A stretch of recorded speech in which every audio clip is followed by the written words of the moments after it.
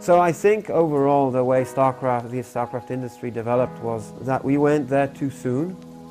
It crippled actually North America to a large degree. The North American RTS scene has always been a little bit behind the European one in general. The EU ladder is a lot better, but certainly the North American ladder, I think, is the one in need of the most assistance.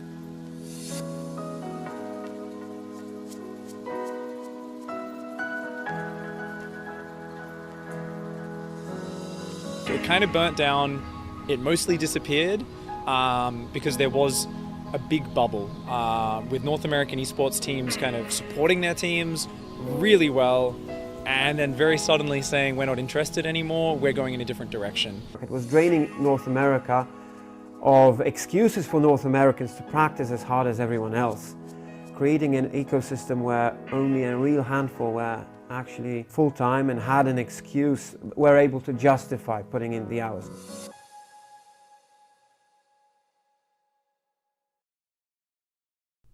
In 2010, Blizzard Entertainment released the long-awaited sequel to a game from over a decade ago, StarCraft 2.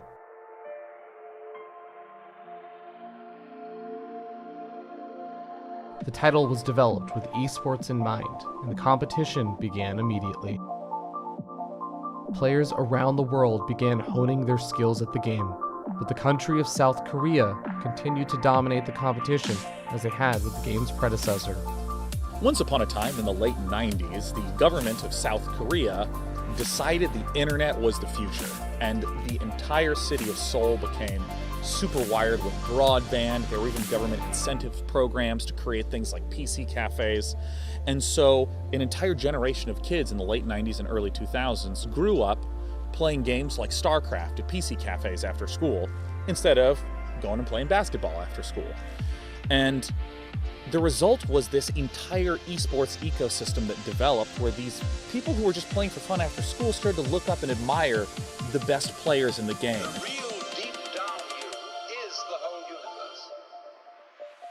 Competitions emerged that became viewing spectacles that everyone tuned into, even people like me from Kansas watching StarCraft from afar. And as a result, the Koreans became the best at StarCraft. And as time has gone on, even in the year 2017, almost 20 years later, Korea is still #1 in gaming. The best players in games are from Korea, just due to that history. And as a result, if you're in the gaming space, Koreans are the best, and everyone else is a foreigner. By 2012, Koreans were uncontested in StarCraft. IGN was looking to host the next iteration of their professional StarCraft event known as the IGN Pro League. This time, it would feature a $100,000 prize pool and would be run in Las Vegas, California.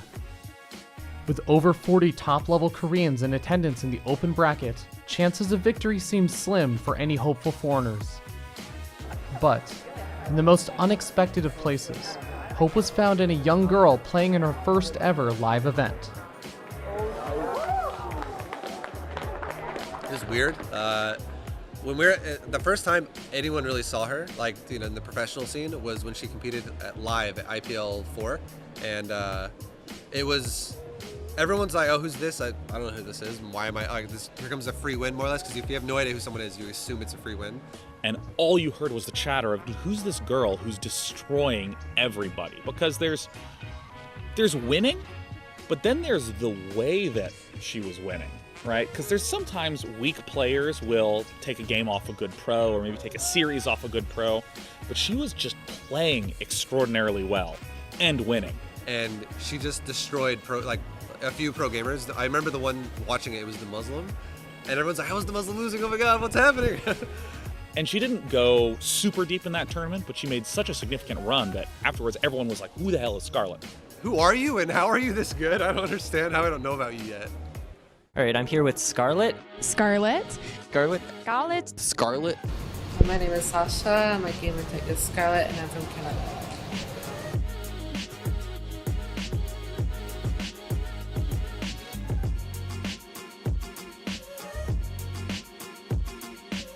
Is your first interview? Yes. You sound a little nervous. Relax. Nobody knew me when I went there. It's very different than it is now. When I got there, I set up in the open bracket area, and I started warming up. And a lot of people started gathering up behind me. because they didn't know who I was, but I was playing really well. I beat a couple like high Grandmaster players while I was warming up there in the practice area. Like one of the Korean coaches watched me and he's like clapping his hands and good job after I won. So that was exciting. And then my first round, the brackets got posted. I played Bumblebee Prime, who was a Korean Zerg player. I didn't expect to win because Koreans were regarded so highly. She just beat Terius Prime in a IPL open bracket. That's probably a pretty big upset. But I did manage to win my first match online against a Korean, so that was great. I don't think a lot of people know who you are, so you want to give us a little introduction? Okay, so first I got into StarCraft 2 in like 2011.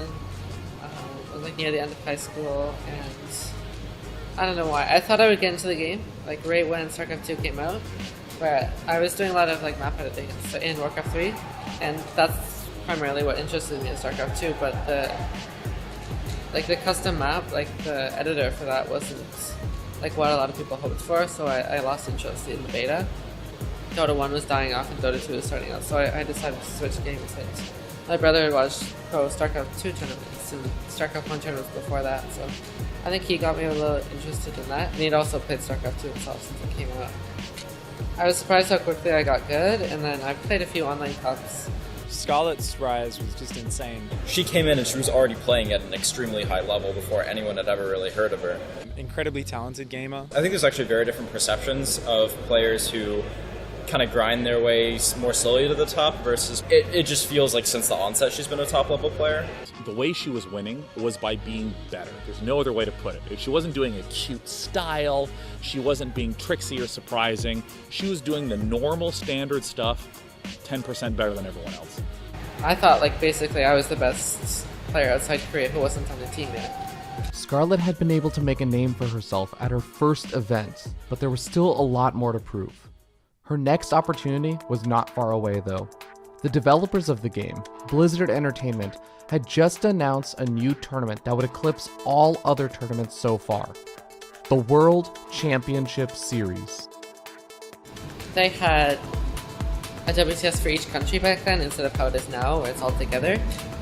And everyone was talking about Huck going into the tournament because of course he was the famous Canadian player who won like massive lands. Managed to defeat a Korean GSL champion.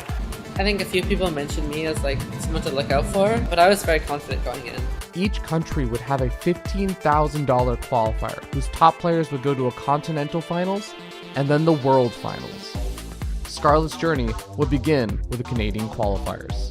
Ziza Zerg player in the left top side of Entombed Valley, and of course we got EG's very own Huck being the red Protoss in the right bottom side of this map. All eyes are on Huck, of course. Oh, Scarlett's actually just gonna run in right now. So far, force fields are okay. Fungal's going down. Very Even good. some infested Terrans supplementing that. Zergling's gonna do a lot of damage to these trapped Stalkers. Does Huck have enough behind it though?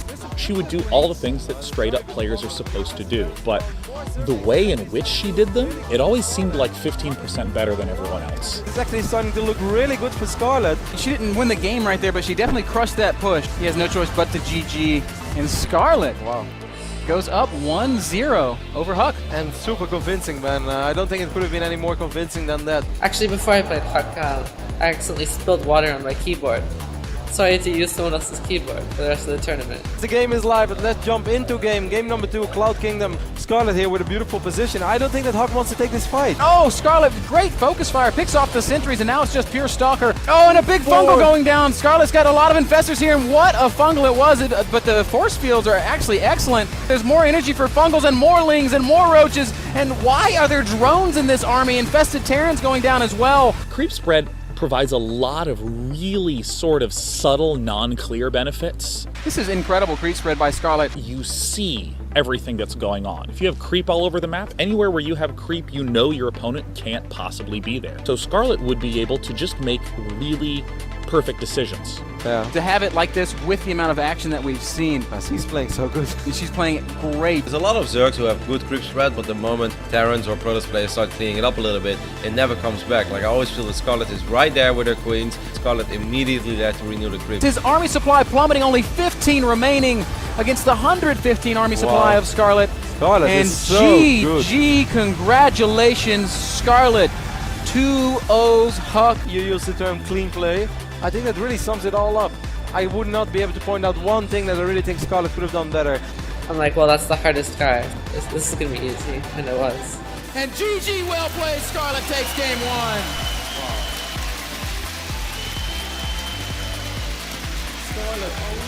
And I remember waving to the crowd during the finals. I 10-pooled a Stogie and I pulled my drones, like complete all in, and I waved to the crowd while my drones were going. Ultras are just chopping their way to victory. GG, congrats, is what Stogie says. And Scarlett is your Canadian champion. Brilliant tournament. She beat every Canadian. Your champion of the Blizzard World Championship Series, Scarlett!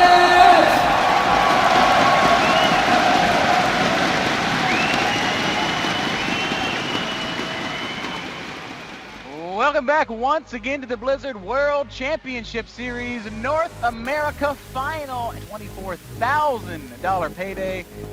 I actually lost maybe the first game of the tournament. I played Theognis, and he beat me with proxy 11-11, which of course I feel like was completely broken until Legacy came out. And then I was way behind the other 2 games against him when he was going mech. I had this build where you make Confessors and rush up to Broodlords. That was new at the time, and I don't think people knew how broken it was back then.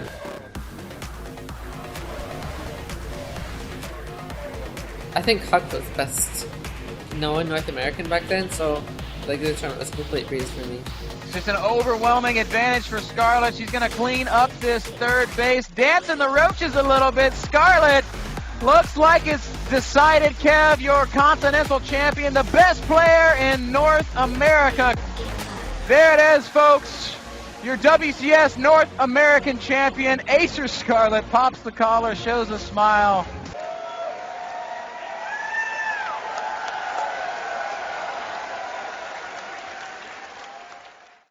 I like the Wikipedia page, by the way. I don't know if you've seen this. It mentions that you prompted a crisis meeting amongst all the remaining players after you beat Huck, and they all got together trying to figure out how to beat you. Yeah, I think that was a little bit exaggerated, but I guess it was a little bit true, because I don't feel like I had trouble against any North American back then, like at all. So I don't know if this happened itself, but maybe it did. Just further infestor abuse yet again. Hello, thanks for watching. That's the end of the public edit I'm putting out of some of the work, or most of the work that I've put in on the NA documentary that I was putting together called NA Demi-Gods. It's incomplete, and go figure, making a documentary is really time consuming and hard, and I've had a lot of other stuff going on in the past couple of years, so I've not honestly made that much progress on it in recent times. But hopefully you guys enjoyed it. I wanted to put out at least some of the work that I put together for some of this project, and one day I hope that I can have some time and we'll be able to actually finish this up. But with that being said, hope you guys enjoyed again, and if you did enjoy, do consider subscribing to the YouTube channel, as it's always nice to have some people watch some of my other content and everything that I try and put out, specifically around StarCraft and anything else that I do. With that being said, thanks for watching. Have a good one.